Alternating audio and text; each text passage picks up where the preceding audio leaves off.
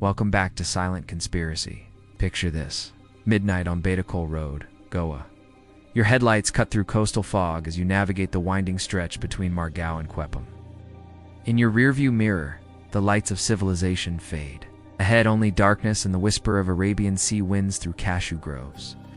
Then you see her, a woman in white, walking alone on a road where no one should be walking. You slow down to offer help, like any decent person would.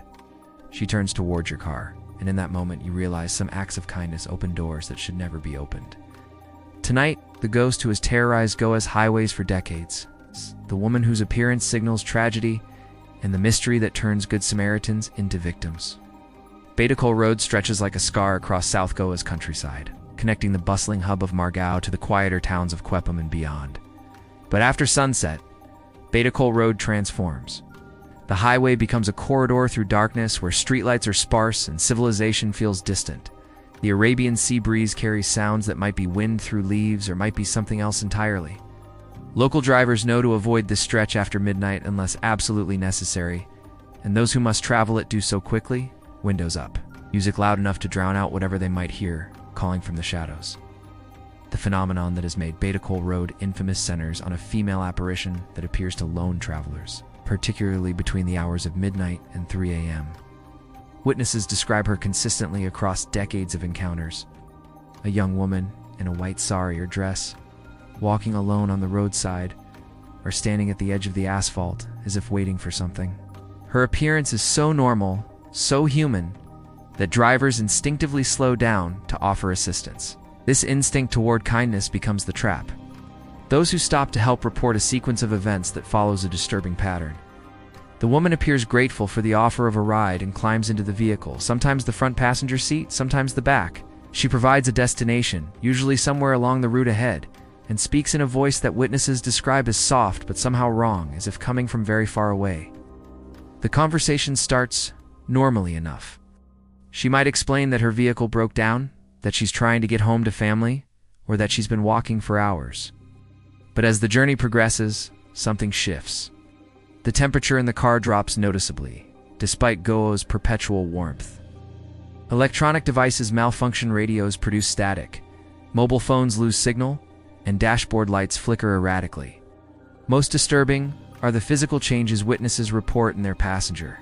Her skin grows pale beyond normal human coloring, taking on a luminescent quality that seems to emit its own faint light.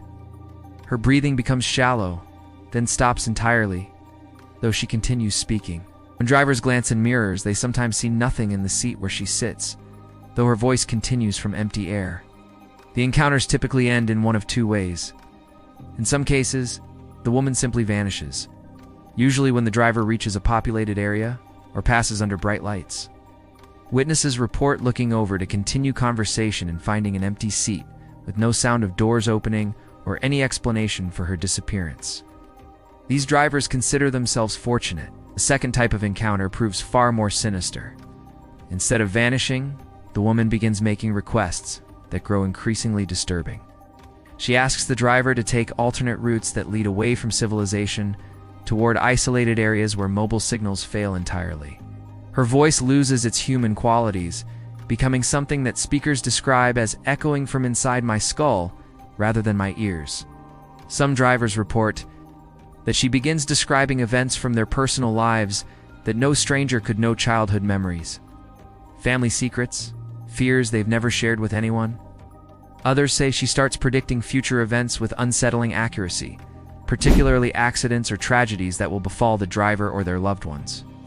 The most terrifying accounts come from drivers who refuse her requests or attempt to force her out of their vehicles.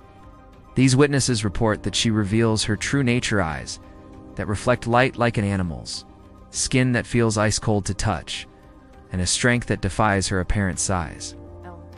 Several drivers have claimed she physically prevented them from stopping the car, controlling the steering wheel or pedals through supernatural means. These encounters often end with the driver losing consciousness and awakening hours later in their vehicle, sometimes miles from where they remember last being aware. Their passengers have vanished, but evidence suggests they were never alone. Handprints on fogged windows, impressions on seats, and occasionally long black hair that DNA analysis cannot match to any human database. The ghost's origins remain shrouded in local folklore and conflicting accounts, but several consistent threads emerge from decades of investigation. Local residents speak of a young woman who died tragically on Baytakhol Road in the 1970s or 1980s, though official records of such an incident have proven elusive. Some versions describe a bride traveling to her wedding who was killed in an accident on the very stretch where she now appears. Others speak of a woman murdered by her lover and left beside the road, her body never properly discovered or given last rites according to Hindu or Christian traditions. The most detailed account comes from elderly residents of nearby villages who remember when the sightings first began. They describe a beautiful young woman named Savita who worked as a teacher in Margao but lived with her family in Quepam. Each day, she would catch a bus along Baytakhol Road, and each evening, she would return the same way. According to this version, Savita fell in love with a married man who promised to leave his wife, but never did. When she threatened to expose their relationship, he agreed to meet her one night on Baytakhol Road to elope together. Instead, he murdered her and left her body in the cashew groves, where it wasn't discovered for weeks. Her family assumed she had run away, and by the time her remains were found, they were too decomposed for proper identification. The story continues that Savita was buried in an unmarked grave without the proper rituals, leaving her spirit unrest and bound to the location where she was betrayed. Her appearances on the road represent her continued search for the justice and closure that death denied her. Other accounts suggest the apparition may be older, connected to Portuguese colonial period tragedies or even pre-colonial events that occurred on the site. Some local historians point to Baytakhol Road's route through areas that were once execution grounds or burial sites, suggesting that the woman in white might be one of many spirits associated with the location. What makes the Baytakhol Road Ghost particularly compelling is the consistency of modern encounters despite changing technology and social conditions. The phenomenon has adapted to contemporary circumstances. She now appears to car drivers rather than bullock cart operators, and witnesses report her affecting modern electronics in ways that parallel traditional descriptions of supernatural interference with candles or oil lamps. Police records from the region show a higher-than-average number of single-vehicle accidents along Baytakhol Road, particularly during nighttime hours. While official reports cite factors like poor lighting, sharp curves, and driver fatigue, a significant percentage of these accidents involve drivers who claim to have encountered the ghostly woman immediately before losing control of their vehicles. Medical personnel at local hospitals report treating drivers who arrive in states of extreme psychological distress, claiming to have encountered supernatural phenomena on Baytakhol Road. These patients often display symptoms consistent with severe shock or trauma, despite having no apparent physical injuries or reasonable explanation for their condition.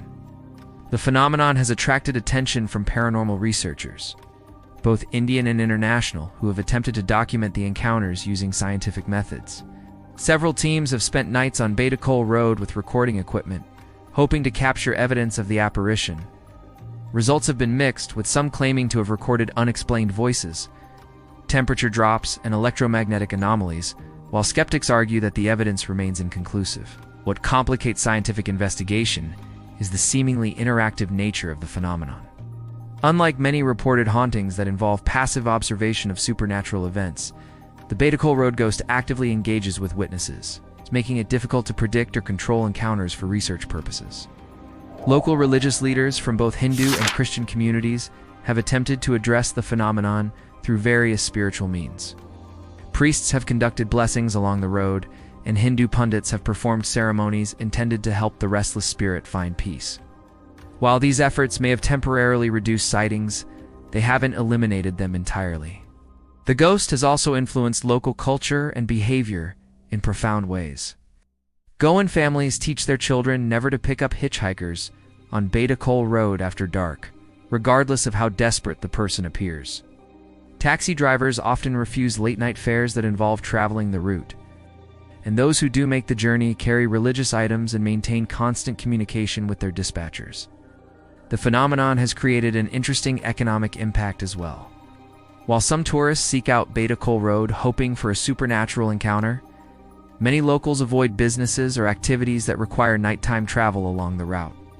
This has led to certain stretches becoming more isolated, potentially creating conditions that make the supernatural encounters more likely, or at least more unsettling.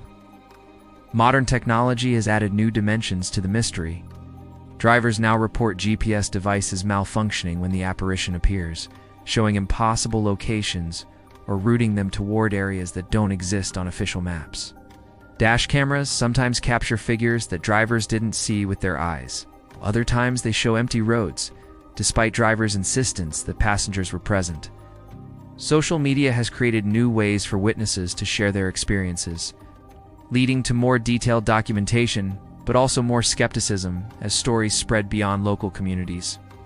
The ease of creating fake videos and photographs has made genuine evidence harder to distinguish from hoaxes, though the consistency of personal accounts across decades suggests something beyond simple fabrication. What transforms this from mere ghost story to genuine mystery is the profound impact on witnesses. People who encounter the Baytakhol Road apparition aren't just scared, they're fundamentally changed. Many report persistent nightmares, anxiety about traveling alone, and a lingering sense that they've brushed against something that defies rational explanation. What makes a ghost story endure for decades is the woman of Baytakhol Road, truly the spirit of someone who died tragically, forever bound to seek justice or closure. Could she represent a collective manifestation of cultural fears about isolated travel and violence against women? Or might there be something more complex at work, a phenomenon that exists at the intersection of psychology, folklore, and unexplained reality? Share your thoughts on Goa's most persistent highway haunting, but remember to travel safely on unfamiliar roads after dark. If this exploration of roadside supernatural encounters kept you engaged, like this video, subscribe to Silent Conspiracy and ring the bell for more investigations.